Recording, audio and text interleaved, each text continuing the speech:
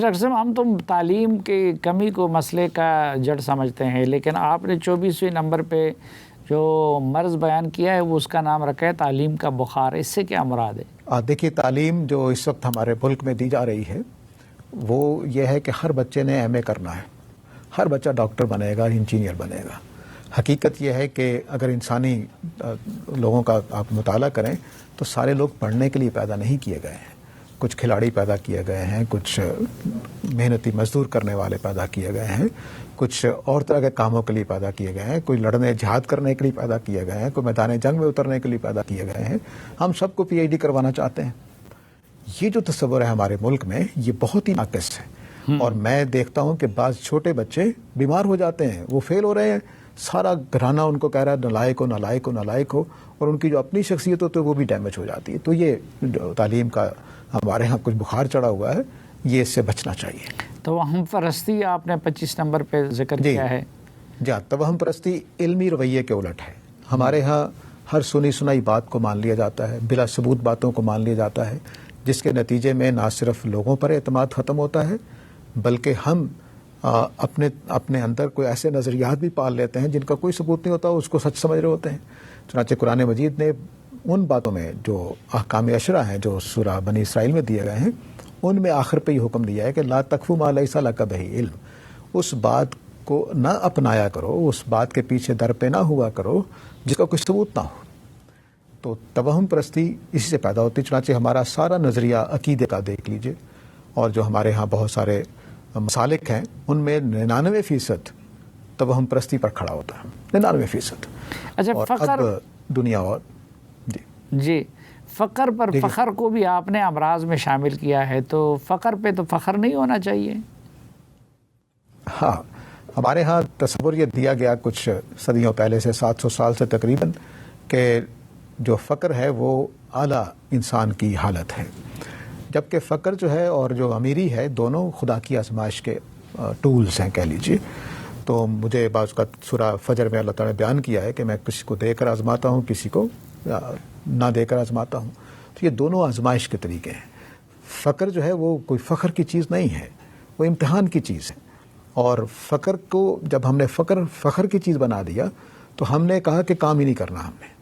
چنانچہ میرے خیال میں تصوف کے اس پہلو نے ہماری امت کے زوال کا باعث بنا ہے، کیونکہ ہم نے کہا کہ آپ دیکھیے کہ ایک زمانے کے بڑے بڑے لوگ، امام غزالی جیسے لوگ، امام غزالی اس فقر کے لیے 12 سال، 1-2 دن نہیں، 12 سال دمشق کی مسجد کے مینارے پر بیٹھے رہے اپنے اس فقر کے لیے.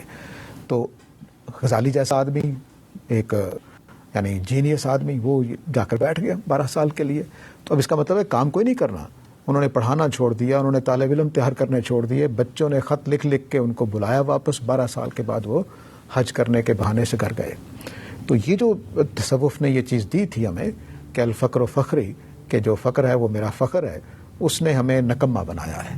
تو میں اس کو انہوں نے جس وجہ سے کیا تھا صوفیہ نے، وہ چند لوگوں کو کرنا چاہیے، ضرور کریں، لیکن وہ ساری قوم کے لیے ایک آدرش بن جائے یہ درست بات نہیں ہے. اس کو مرض کے طور پر میں دیکھتا ہوں، اور ہمارے ہاں بہت سارے نوجوان اسی چیز کا شکار ہو جاتے ہیں. یہ 27 نمبر پہ آپ نے جس مرض کو رکھا ہے تبصرہ پسندی، تو یہ تو ہم سارا دن تبصرے ہی کرتے رہتے ہیں، تو ہمارے لیے تو بڑا مشکل ہو جائے گا.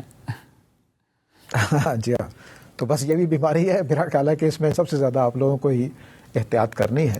یہ ہمارے ہاں بہت عام ہے، بہت عام ہے. نہیں تو اس میں کیا قباحت ہے؟ کس طرح یہ ہمارا قومی ایک جرم بن گیا ہے یا ایک مرض بن گیا ہے؟ دیکھیے، قوم کے اندر ایک امن ہوتا ہے جو فوج یا جنگ کے پہلو سے ہوتا ہے، خوف جان کا ہوتا ہے. ایک امن ذہنی امن ہوتا ہے.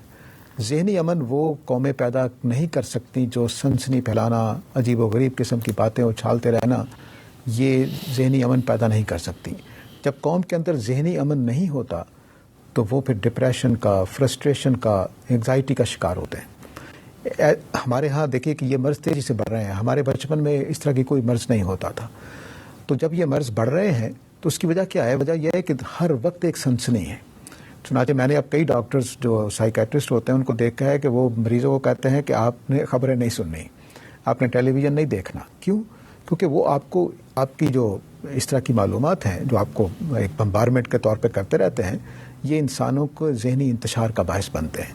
جب ہم ذہنی بیماریوں کا شکار ہوتے ہیں تو صحت مندانہ طریقے سے سوچ نہیں سکتے تو پھر اچھی قوم کی طرح، اچھے فرد کی طرح بیہیو بھی نہیں کر سکتے. تو اس لیے یہ جو ہے قرآن مجید نے اس کو باقاعدہ موضوع بنایا ہے.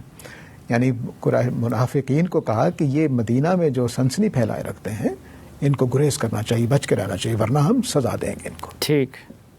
یہ 28 نمبر پر جو ہے یہ مجھے سمجھ نہیں، اسلام کو صرف فخر کا باعث بنانا، اس سے کیا مراد ہے؟ جی، اسلام پہ کیوں یہ فخر ایسا نہیں ہونا مرض ہے. ہاں بالکل فخر ہونا چاہیے، الحمدللہ ہر مسلمان کو ہونا چاہیے، لیکن اسلام بغرض تربیت آیا ہے، بغرض اصلاح آیا ہے، اپنانے کے لیے آیا ہے. لیکن ہم نے کیا کیا؟ ہم نے صرف فخر کیا. کیا بات ہے، میں مسلمان ہوں اور ایک کام بھی مسلمانوں والا نہیں ہے. میں آخری نبی کا امتی ہوں، کچھ بھی ہوں تیرے محبوب کی امت میں سے تو ہوں، یہ نعرہ ہم نے بنایا. چنانچہ ہمارے اندر یہ اسلام صرف باعث فخر چیز بن گیا، میرا امتیاز بن گیا، میری شان بن گیا، لیکن میرے دل میں نہیں اترا، میرے عمل میں نہیں اترا، میرے کردار میں نہیں اترا. تو اس وجہ سے یہ ابھی ایک مرض ہے، یہ کوئی اچھی بات نہیں رہ گئی ہے. ہاں میں عمل کر کے باعث فخر بناؤں تو پھر ایک کچھ معنی خیز بات ہو جائے گی. اگرچہ ایمانیات پر فخر نہیں کیا جاتا، عاجزی اختیار کرنی چاہیے. آخری نقطہ آپ نے بیان کیا ہے انسانی احترام کا فقدان، اس سے آپ کی کیا مراد ہے؟ جی ہاں، اس کا مطلب یہ ہے کہ آپ کی رائے، آپ کی پسند، آپ کا ذوق، آپ کا شوق، میں اس کا احترام کروں. آپ نے مثال کے طور پر ایک ایسے رنگ کے کپڑے پہن لیے جو مجھے پسند نہیں ہے، تو میں دیکھتے ہی یہ تبصرہ نہیں کرنا ہے یہ کیا پہن کے آ گئے ہو، یہ تبصرہ نہیں کرنا چاہیے، بلکہ مجھے آپ کی پسند کا احترام کرنا چاہیے. تو ہم نے احترام کرتے ہیں صرف چند افراد کا، پیروں کا کر لیتے ہیں یا بزرگوں کا کر لیتے ہیں، لیکن میری اور آپ کی پسند، میری اور آپ کی رائے، میرا اور آپ کا ذوق شوق، میرے اور آپ کے کام کرنے کے طریقے، مثلا شوق بعض لوگوں کے ہوتے ہیں، تو ان سب کا احترام کرنا چاہیے. ہاں جو نقصان دہ چیز ہے آپ اس کو روکیے، جو غلط ہے برائی والی چیز ہے اس کو آپ روک سکتے ہیں، لیکن اب مذاق اڑا دینا، اس کی ایسی پنجابی میں ایک محاورہ بولا توا لگا دینا، یعنی اس کا اتنا مذاق اڑایا جائے کہ وہ بیچارہ پریشان ہو کر رہ جائے، یہ کام نہیں کرنے چاہیے. تو انسان کی جتنے بھی اس کی شخصیت کے حصے ہیں، ہر آدمی ایک انڈیپینڈنٹ اور مختلف شخصیت رکھتا ہے، اس سب کا احترام ہونا چاہیے. اس کو روم ملنا چاہیے کہ وہ اپنے شوق کو پورا کر سکے، اپنی رائے کا اظہار کر سکے، اپنی پسند کے کپڑے پہن سکے، اپنی پسند کے طریقے سے اٹھ بیٹھ سکے. ہاں جہاں پہ دین کی پابندی ہو یا کچھ کلچرل چیزیں وہاں اس کو آپ سمجھا سکتے ہیں، لیکن اس کا مذاق اڑا دینا، اس کو ذلیل کر دینا، اس کو پریشان کرتے رہنا، حقارت کی نظر سے دیکھنا، یہ چیزیں ہمارے ہاں ایک بیماری کی شکل اختیار کر چکی ہوئی ہیں. اور ہم نے بھانڈ کا جو ایک پیشہ تھا وہ گھر گھر میں پیدا کر دیا ہوا ہے، اور ہر آدمی وہی کام کرتا ہے جو ایک زمانے میں صرف بھانڈ کیا کرتے تھے. ٹھیک ڈاکٹر صاحب، یہ تو انتہائی ابتر صورتحال ہے ہماری سوسائٹی کا، اور ہر طرف مرض ہی مرض ہے، ہر طرف مصیبت ہی مصیبت ہے. تو اس کا علاج کیا ہو سکتا ہے؟ میری خواہش یہ ہے کہ جو تربیت ہوتی ہے وہ اس کے بغیر نہیں ہو سکتی کہ جب تک تشخیص نہ ہو جائے کہ مرض کیا ہے. تو مرض جب تشخیص ہو جائے گا تو پھر اس کا علاج کیا جا سکتا ہے سادہ طریقے سے. اتنی بات تو واضح ہے کہ ان بیماریوں سے میں نے اور آپ نے انفرادی طور پر بچنا ہے. مسجد کو، مدرسے کو، اسکول کو، والدین کو یہ سمجھنا ہے کہ ہمارے ہاں یہ بیماریاں پیدا ہو گئی ہیں، اب ان کا علاج کرنا ہے ہم نے. اور علاج صرف سادہ اتنی سی بات ہے کہ میں نے پورے جزم کے ساتھ، پورے حوصلے کے ساتھ ان چیزوں کو چھوڑنے کا فیصلہ کرنا ہے، بس. اس کے علاوہ کوئی چیز نہیں. جتنی بیماریاں ہم چھوڑ سکتے ہیں وہ اسی فیصلے سے چھوڑ سکتے ہیں، ورنہ نہیں چھوڑتی ہیں.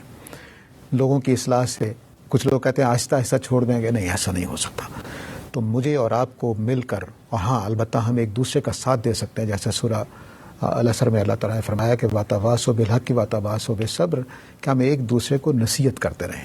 مجھ سے غلطی ہوئی ہے تو آپ محبت کے ساتھ، اپنائیت کے ساتھ مجھے کہیں کہ ساجد یار جھوٹ نہ بولا کرو. میں نے دوسرے موقع پر چغلی کی تو آپ نے اس وقت مجھے کچھ نہیں کہا، لیکن حکمت سے بعد میں ایک میسج کر دیا، یار تم نے چغلی کی تھی، مجھے اچھا نہیں لگا، آئندہ کوشش کرنا کہ ایسا نہ کرو. تو ایک دوسرے کے ساتھ یہ تعاون کریں اور خود فیصلہ کریں کہ میں نے آج سے یہ کام نہیں کرنے ہیں. تو تشخیص میں کر رہا ہوں، اور باقی فیصلہ ان لوگوں کا ہے جنہوں نے اپنے آپ کو ٹھیک کرنا ہے. مجھے بھی اللہ سے دعا ہے کہ توفیق دے کہ میں بھی اپنے امراض کو ٹھیک کروں. تو فیصلہ یہ کرنا ہے اور ساتھ اپنانا ہے، ماحول اپنا ایسا بنا لیں کہ ہم ایک دوسرے کے کام آئیں تاکہ ہم ان بیماریوں سے بچ سکیں۔